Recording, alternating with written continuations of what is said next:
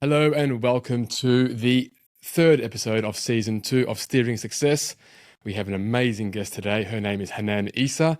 Hanan, welcome. Thank you so much. How are you? Yeah, I'm very good, thank you. Thank you. You are the second Australian of 3 episodes, so we are creating a bit of a theme here for this season. I like it. Who doesn't like it, right? Exactly. I'd love to get straight into it and talk about your career, which it's quite a remarkable one because you've come from working in Oz in different industries and then working with arguably one of the most luxurious brands in the region. So can you give us a bit of a synopsis as to how you sort of made that move from Oz over here? Yeah, I started, 25 years ago. I kind of fell into marketing and I started where, all aspiring marketers do in agencies. So I worked a little bit on the consumer insight side. I worked in advertising on the strategic planning side for McCann when they actually opened in the region. Then I moved to Australia, fell into Nielsen. So I found a role in Nielsen and that was an amazing experience because it commercially grounded a lot of my thinking. I'd done commercial insights, then consumer insights, and then I joined Schweppes. So my ex-boss at Nielsen sort of, took me over to Schweppes with him, and I did an insights role for 12 months, and then I became the brand manager on Schweppes in Australia. And that was I fell in love with the brand. I fell in love with brand management at the time. And that was, 7 years there working and growing in the world of Schweppes, in beverages. So very strong FMCG grounding. The FMCG is a school in itself. And then one day I got a random call from Dubai and they said, do you want to work for Atlantis? And I'm like, okay, I don't know anything about hospitality. And they were like, you don't need to. We just want somebody in FMCG. That's so strange, right? It's so strange for someone to actually headhunt you with the mindset of not actually needing that relevant industry experience. Well, and I think that that's a really interesting point. And I think actually great recruiters recruit people who have the right mindset and the right experience, not industry. Because I don't think any industry is rocket science unless you're in rocket science. But, my ex-boss who recruited me at the time, she was an ex-McDonald's. So she wanted somebody with that consumer sort of mindset because consumer, FMCG people have got a very strong commercial and brand mindset. I do. And so that was actually the right thing to do. So I joined Atlantis in 2014. I headed up at the time the water park. Yep. So I was the director of marketing for the water park. I did a complete overhaul, a transformation, and then they gave me then the hotel, and then I grew within that. And then in 2017 I became the VP of marketing. And then I worked on both properties, so the launch of the Royal, Atlantis the Royal, as well as the Palm and all the other projects that we had going on. And then I took on the comms team in 2020 and here I am. Amazing. And just to clarify, right, for all our listeners out there, it's Royal, not Royale, because I hear so many people say Royale. Please don't say Royale. It's Royal. It's Atlantis the Royal and Atlantis the Palm. Yeah, brilliant. No accent. It's Royal.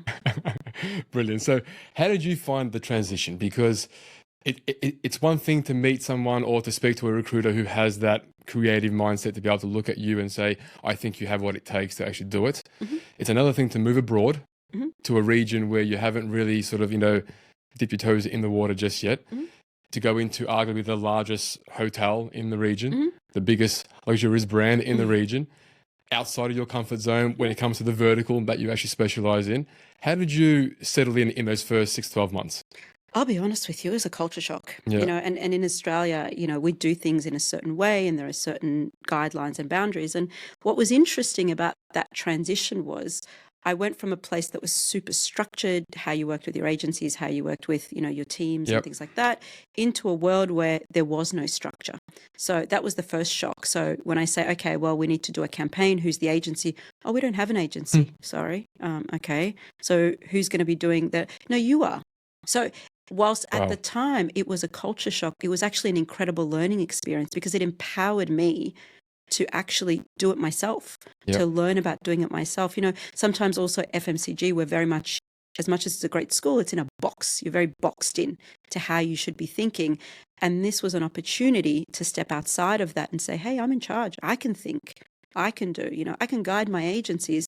But as a marketer, I've got my own ideas. Yeah. I don't need an agency to give me the ideas to then implement. And so it was a very big culture shock. I think the first 12 months were like, why did I do this? And then you get used to it and you enjoy the pain, and then you become part of the pain, and then, you relish in the pain. So it was great. Brilliant. And what advice would you give people who have that sort of narrow-minded mindset where they are thinking, I'm in FMCG, I need to hire someone from FMCG, or I'm in hospitality, I need to find someone from hospitality, or consulting and in consulting and so forth? What advice would you give them to say, look left field, look to the right, find someone a bit different outside of your comfort zone? I would say please don't. I mean, at the end of the day, you look at companies now all over the world, big brands from all over the world. They're hiring people outside of industries because they bring in a fresh perspective, a different approach. They can dare to be different because they're not shackled by the confines of the industry. The most people I recruit are not in hospitality. And I say that in the most respectful way, but hospitality teaches you to think in a certain way operationally. I want to market it to be free and free thinking. So I try to hire people from lots of different industries, and that's been tremendous in terms of value. And taking risks on good potential also gives you so much more mileage out of that person because they've got a point to prove. Yeah. Right? It's so good. Versus coming in and you're like just ticking the box. Oh, yeah, I've done this before. Tick, tick, tick, tick, tick. Nothing really changes, right? If you get the same people from the same industry, then you're just almost doing the same thing, just with a little bit of tweaks here and there, as opposed to almost revolutionizing what you're actually trying to achieve. Do you know, the biggest learning I've had in my career is a person took a chance on me, right? And he saw my potential, right? And I now continue to do that, regardless of whether I had that experience or not. And I worked 1,000 times harder to prove him right. And I always think about that when I see somebody who's terrified and says, I don't have the experience. I don't really look at the experience. You can teach experience, but you can't teach attitude and you can't teach potential. No. Never. So I think when every recruiter goes out there, look at the potential of what could happen and what could be, and look at the attitude. And I think that's really where we should be recruiting. Anybody can learn just about anything if they're smart enough, or if they've got the potential. So that's my approach. Yeah, brilliant.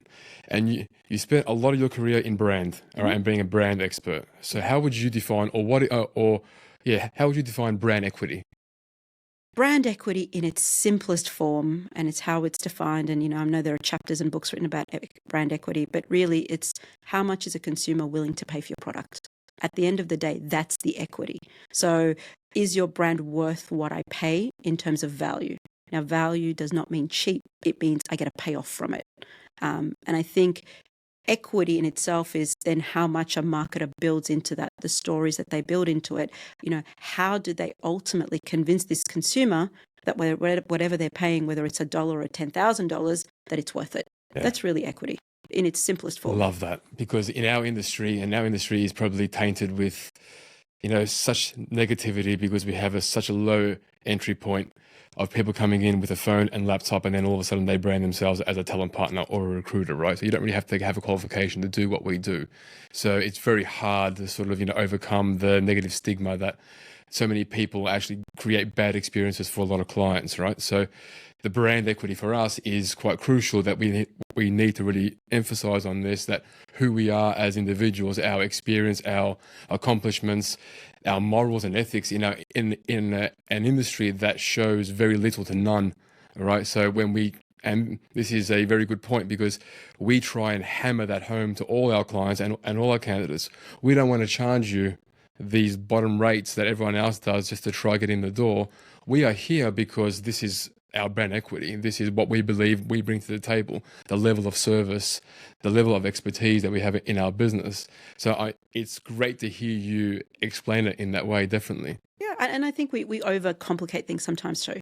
So, the biggest tricks in life are sometimes explained in the simplest format. Now, they're complex in how you deliver it sometimes, but it's a really simple equation.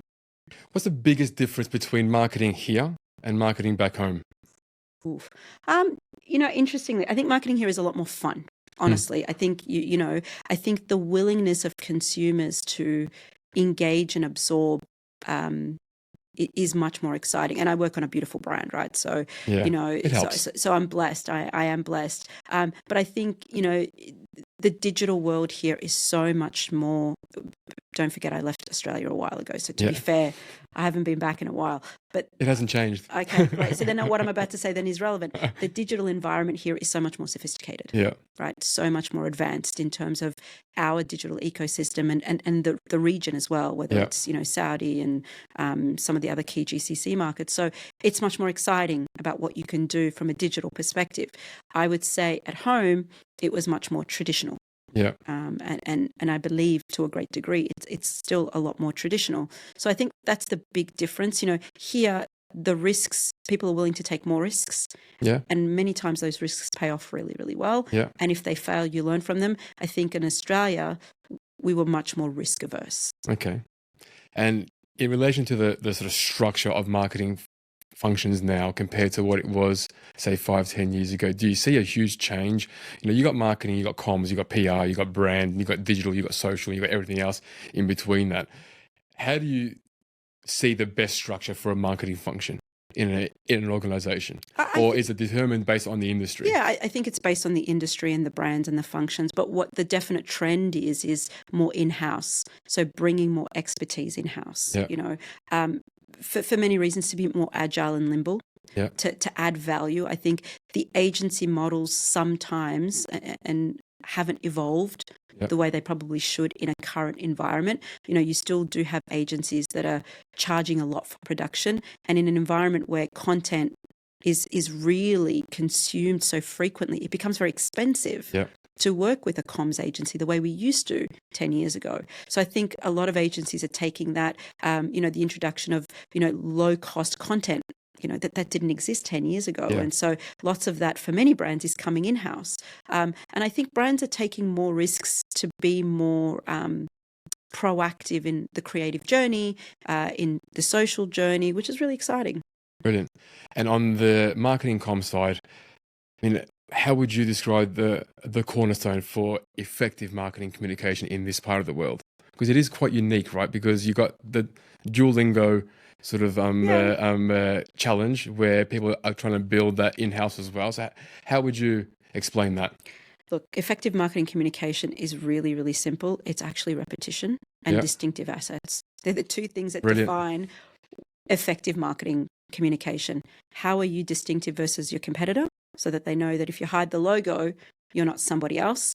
And then consistency, saying the same message over and over again. And I think we as marketers make a huge mistake. We get really bored with the creative that we see because we see it every day. But the reality is your consumer hasn't. And if your consumer has seen it once, that message hasn't resonated. And, and that was always the fundamentals of marketing is, effective reach and effective frequency. There's a reason why we talk about frequency, because the first time you see a message isn't always the time that you retain it. Yeah. And you remember from your childhood ads that you watched as a kid that you remember even now because, because that retention, you've seen it multiple times and you've retained it in your mind. And the mind is very unique in how it works and how it retains messages and how it, gives you what you need when you need it. You walk into a supermarket, there are 30,000 items in a supermarket, right? Your brain actually scans and takes in all of those. But it's only when you need toothpaste do you retain that information about toothpaste and you go to the toothpaste aisle and then you recall the ad for Colgate or, whatever it is. And so that comes through repetition. Coke for 200 years almost do the same thing. It's the same ad told in different ways, but it's the same message and it's the same ad. It's the cup, it's the open, it's the perfect pour, it's the bubbles, it's the glass, it's the feeling of refreshing. Yeah. And it's the same message for 60 years now, just told in different ways, in different media. So I think consistency and distinctiveness are really, really important things in marketing. So how do you control that when you got, marketeers are genuinely creative, right? And like you said, that tedious nature of the job will just bug most people, right? So how do you control that in-house when you're saying, I want to be consistent, I want to just send the same message with little tweaks here and there all the time, but don't come to me with new brand ideas or new sort of concepts because we are sticking down this path now. How do you control that internally? Through pain. You control it by teaching people the value of what you're trying to do. Yeah. I think sometimes I obviously do very much continue to hone in. I mean, I'm like really boring at work. I just say the same thing over and over again. Like same I can't see you being boring at work. Consistency. I think they're bored with me, but I think it's also teaching marketers the value of what we're talking about, giving them examples as to why. And a lot of the things that I do with my team and my leaders do with their team is teach, right? Because at the moment, people think marketing is Instagram. It's really actually quite disturbing. I think I'm going to write a book about marketing as an Instagram. I think you should. Yeah, I think I might actually. I think it would be my life's work to prove to everybody that marketing isn't Instagram. But but kids come in and that's what they think marketing is, and trying to actually get to the bottom of what it is and how to get there, and that the first most important fundamental of marketing is the product. Have a great product, make sure that product is solid. The comms part comes at the end. It's actually the 10%. But that's what everybody sees. But teaching them actually real marketing rigor is really, really important. Even if they've done it at uni, and most of them are grads, applying that and what it does. And also, we're in an age where people want speed. And so that constant, I just want it on Instagram, or I just want it on whatever it is completely wrong. So how would you explain your leadership style then? Because we are talking about now you getting them to buy into what you're selling internally. So how do you, sort of get them to do that and buy into you as a leader in marketing? I'm a democratic authoritarian. Yeah. Yeah. No, I'm kidding. I am a. I can see that though, I am. I'm tough. I'm a tough love kind of person. Yeah. I am a person, or as a leader, I think leading by example. Mm-hmm. And I say that, and I know lots of people say that, but if I'm not walking the walk, then I have no right to talk the talk. Yeah. Meaning, I have key principles with my team, and I set that, and I'm very clear about what those principles are, but I apply those principles to myself and my life. And I think when you as a leader get your hands dirty and are in the trenches with your team, you earn a lot of respect. Yeah. And I think leadership actually happens, true leadership, not management, when people respect you.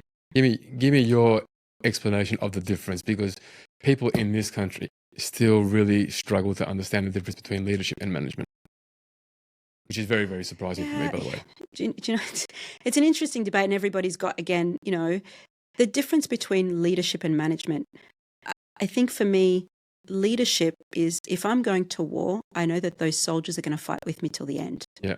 That's the big difference, versus everybody's saying, but yeah, we're going to be there, but nobody shows up. Yeah. To manage people is to organize their day. Yeah. To lead people is to change their life. Yeah. There's a big difference. That's going to be such a good snippet for this episode. I mean, we can almost stop it now, to be honest. And that's exactly it. Managers, and there are great managers, give me your to-do list, organize my day. How does my week look? Yeah, of course. They have a place. Absolutely. Absolutely. But to lead people is to do things that fundamentally change how they think, how they do, to change their life. And that doesn't mean to do something fundamentally different. But if you change how people think about something, you've changed their lives. Yeah. So I think that is true leadership. And the other thing is lead by example. People respect people who understand them and will do what they do. Yeah. If we're short-staffed and we have to do stuff, we all do it. We all pitch in. And that's the reality. Summer is an example. 100%. Everybody's away. So you're like, okay, I'll run a campaign. No worries. I'll do it. And I think, knowing, it's funny, my team sometimes, we're in brand planning season, and everybody hates a brand plan. And, of course, they moan about brand plans every year. And I used to moan about them too. Yeah. And I remember, and I told them, and I gave them examples of the brand plans that I've done, how I've done them. I used to do 4 brand plans by myself. And, so I wouldn't ever let them do something I haven't done myself. Right. And I think that is by example. Yeah. And I think that's the difference between leaders and managers. Can you pinpoint one bit of growth in your leadership style or skill set from when you first started in leadership to now? What's the one big change that you can look back and say, gee, that's I've really improved that aspect? Listening. Yeah. Listening to people. Absolutely. I think, when you start, sometimes you have the tendency to listen to yourself. Yeah. But listening to the people around you, and I'm not talking even up, but listening down is super important, and never being big enough to say, you know what, I learned something today, or I don't know. Yeah. I think the fundamental thing that, you know, I've always loved is that I'm not insecure as a person, and I love to learn. Yeah. So if that comes from a 23-year-old who teaches me, or a 45-year-old who teaches me, or a 70-year-old who teaches me, I love to learn. Yeah. And I think listening and noting that and being able to pivot and change because somebody had a better idea than you, that's incredible. Do you have any horror stories from early days in leadership where you look back and cringe like I do? I mean, I can rattle them off one after the other. Oh, yeah. I mean, everybody's got horror stories, man. I mean, I can't think of a specific example, but I mean, there were times where I've insisted on things that I probably shouldn't have insisted on. Yeah. I should have taken better decisions by listening to the people around me. Yeah. So I think, you know, that's the big learning in terms of just, and I think also the older you get, the more impatient and patient you become. Yeah. And sort of you sit back and you just sort of take it in and listen, you know, don't rush into Yeah. things. I think that that's also important. Yeah.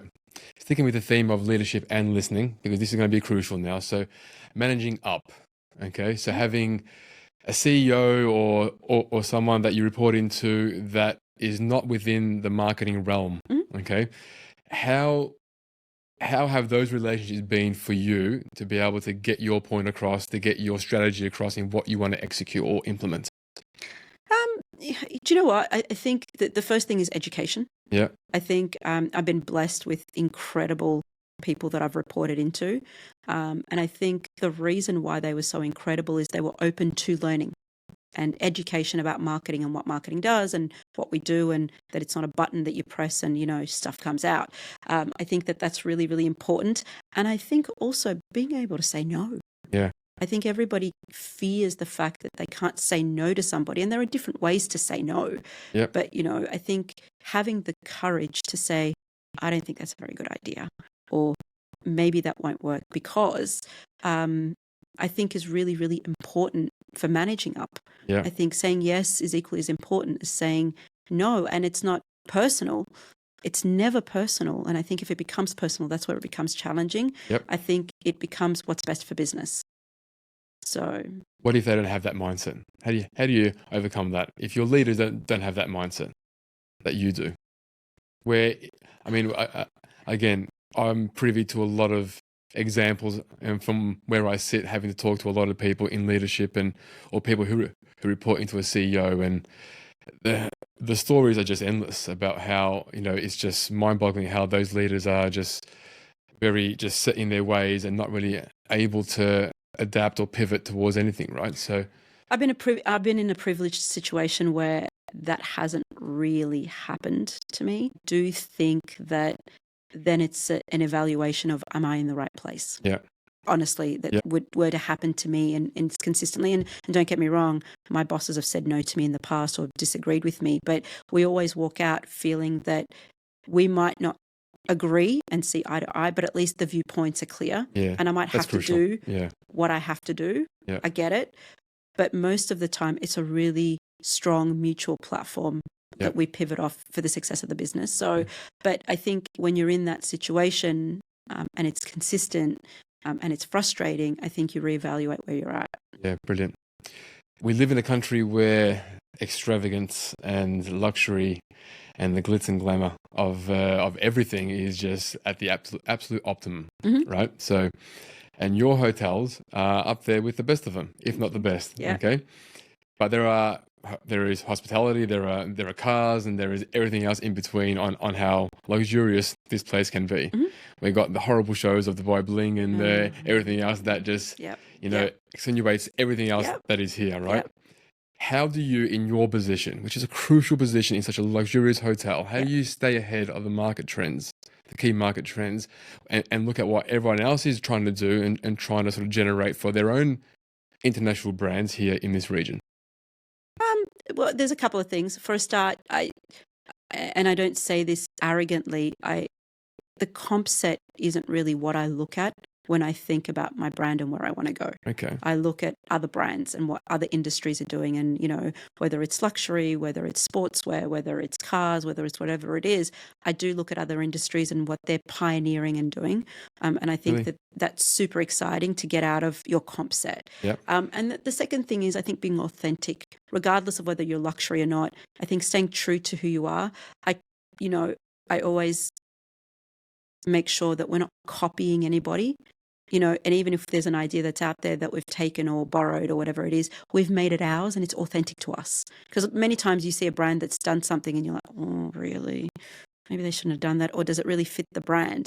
And I think being authentic to who you are and what you want to achieve and the ideas that you come up with is key to, again, creating, beautiful experiences for our guests. So whatever we do, we're authentic to. Yeah. I think that that's really important. And looking outside, like, I sent last year for the first time I've never been, I took my team to Cannes. This year I sent my creative director to Cannes. I think, again, looking outside of our industry and looking for inspiration elsewhere is how we stay ahead. Yeah.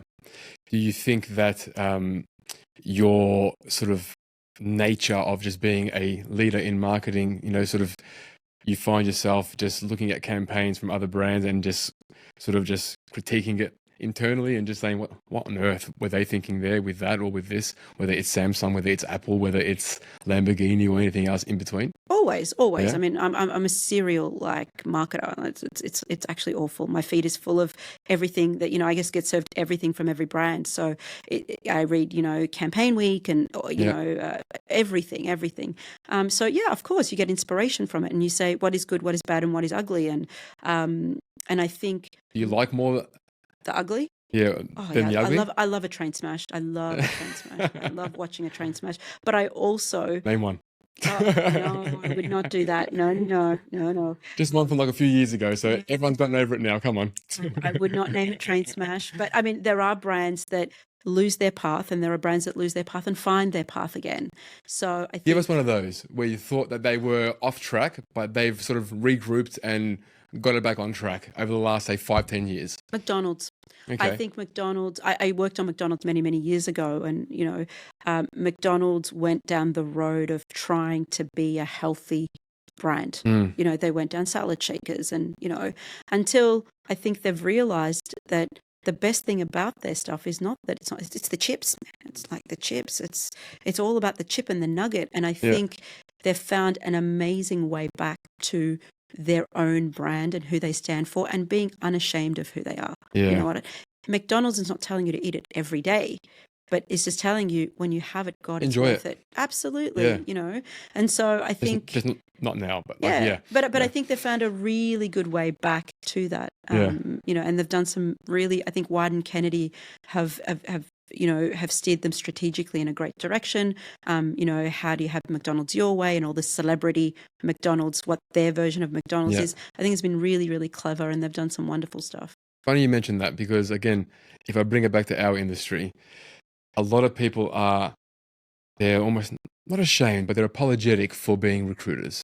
So even when they call clients, they're like, sorry to bother you.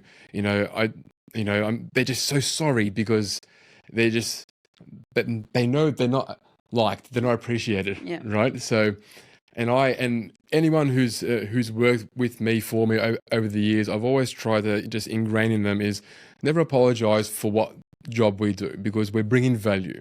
Now, they may not see it because they've had bad experiences with others in the past. It doesn't mean they're going to have a bad experience with you.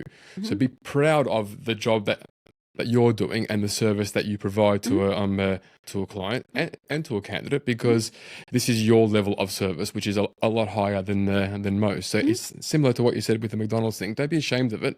Don't try and be something that you're not. Don't try and go around the back door with a conversation with a client or with a candidate by saying, I want to talk to you about this, but really I want to talk to you about how we can do business.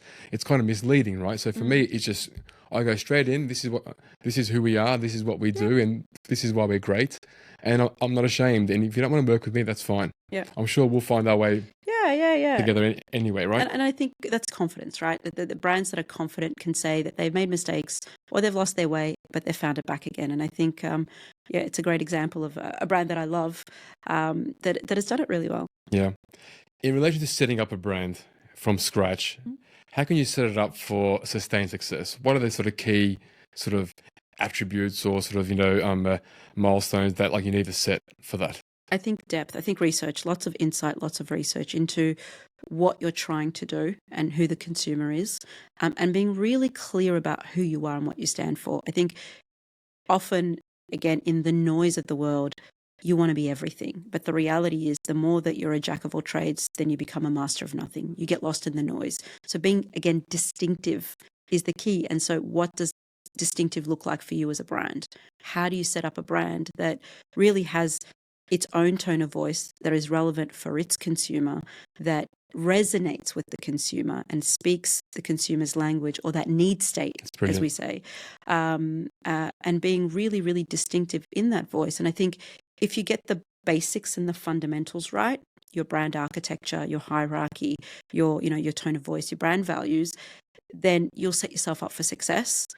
But if you don't do any of that groundwork, then you set yourself up for failure. And many of the brands that I've worked on, whether it's repositioning, rebranding, or new branding, that work takes a year at least to do before you even think of seeing something, before you even have a creative execution. That's really, really important.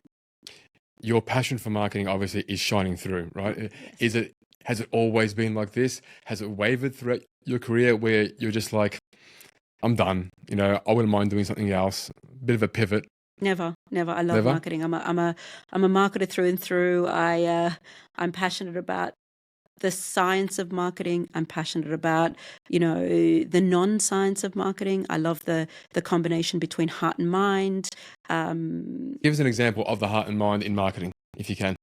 A heart and mind in marketing. I mean, that's always the 1-2 punch, right? Yeah. Sell the dream, then give them the reality. Aquaventure, my own brand, is, we did a campaign. I started this platform, and that's the other thing, is building a platform for longevity. So the campaign or the platform was, how water has the power to transform you. And so Aquaventure, you basically are, funnier in water and happier in water and lighter in water and you're different in water. And so it was a really fun campaign that spoke to the truth of what water does, and that's the power to transform, but also the feeling that you get as a result of that. And so Different in Water was born, and it's a campaign that I'm incredibly proud of. I love. But again, that combination between the fact of water, but then what does it do from an emotional perspective for you as, the consumer? Brilliant. What would you say is the most unique thing about the hospitality industry when it comes to marketing? The biggest standout for you? The product. Yeah. I mean, you make people happy. You send people on holidays.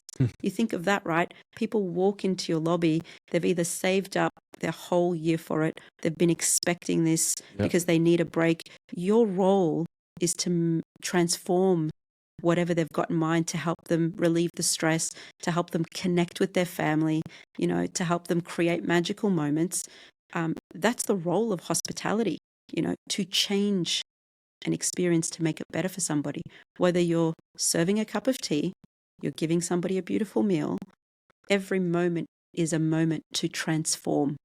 And so the product is so beautiful that, honestly, my role is just to showcase what that product is and to enhance, what that is, so I can show, the world that having an experience where we are, whether it's Atlantis, whether it's in our restaurants or in the water park, will really transform you. So really, it's the product.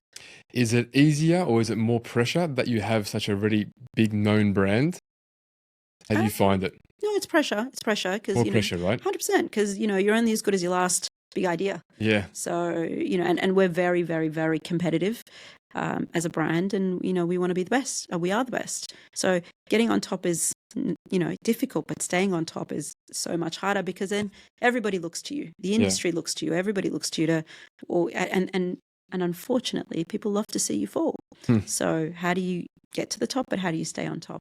I had this once. I was back home and I was working for a larger firm, and I was extremely ambitious, and I got in there and I wanted to ruffle some feathers and got some funding, and I grew the practice to quite a large thing where my name was up in lights, and so was my teams and so forth. And the GM took me aside, and she was very, very lovely. Her name was Helen, and she told me, she's like, you need to just take a step back, because now that you're noticed, there'll be around 15 or 16 people gunning for you, hoping that you actually come down, because they are, sort of jealous, or they're envious of your sort of immediate success in that short period of time, right? So to hear you say that, it just hit me straight away, because that's what I went through. It was, and it is quite challenging when you're in that sort of environment where people are just either trying to make you fall down, or they're actually just waiting, sitting there and just with their popcorn waiting for you to actually crash. Yeah, and I think even within our own selves, I mean, with lots of the pressure is self-inflicted, because you want to do more, you want to be better, you want to improve and grow and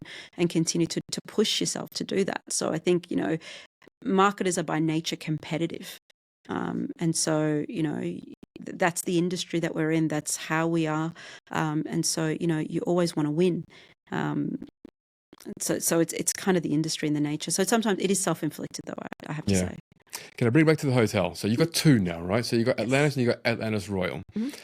How difficult is it because does the consumer separate the two brands as two separate entities? Or are they looking at it as in like, well, it's Atlantis with two hotels. Royal seems to be the fancier one right now because it's new. And then how do you still generate that sort of, traction and that traffic towards the old one? It's like the old shoe compared to the new shoe, right? Okay, it's not the old one, it's the original one. It's the original. Okay, So see the the OG. wording. See, it's just the call it- language, right? We call it the OG. So actually, it's interesting. It's still busy, by the way. It's absolutely rammed every single night. The original one. Yeah. I won't So say it's old actually anymore. interesting. We've actually had very little to no cannibalization between the two. Really? Yes. And that was what I was saying to you about the beginning, about knowing who you are and setting up the proposition to be really clear. And when, I worked on the Royal and the branding for the Royal and the proposition for the Royal, it had to be very distinctive in what it was and wasn't versus Atlantis the Palm. Right. So creating the personalities that are different. Fundamentally, the brand Atlantis is all about experiences. We deliver extraordinary experiences to all our guests. That's at the heart of the brand. Yeah. But how you deliver those experiences and in what format and in what level differs between both. So I think that we have successfully, and we continue to do that. By the way, we're very young, right? It's only been, 18 months or 19 months since we opened. So we're still on that journey to continue to create distinctiveness in both properties. Atlantis the Palm is all about that energy, and Atlantis the Royal, and adventure, and Atlantis the Royal is all about that indulgence. Okay. And so how do you continue within their own ecosystems to reinforce those messages for different people? And the beauty about it is they are different people. Yeah. So I could go with my family to Atlantis the Palm, but when I go out with my husband, I could go to Atlantis the Royal. So they serve different need states. Yeah. Love that. This has been extremely insightful. I mean, if anyone's listening to this, they're gonna hear countless marketing insights, tips, just do's and don'ts. Right? It's just amazing to hear someone who's holding a very high position with an amazing brand share these sort of insights. So I do want to thank you so much for coming on board. Thank you so much for having me. Very easy to talk to as well. Thank you, and all the best. Thank you.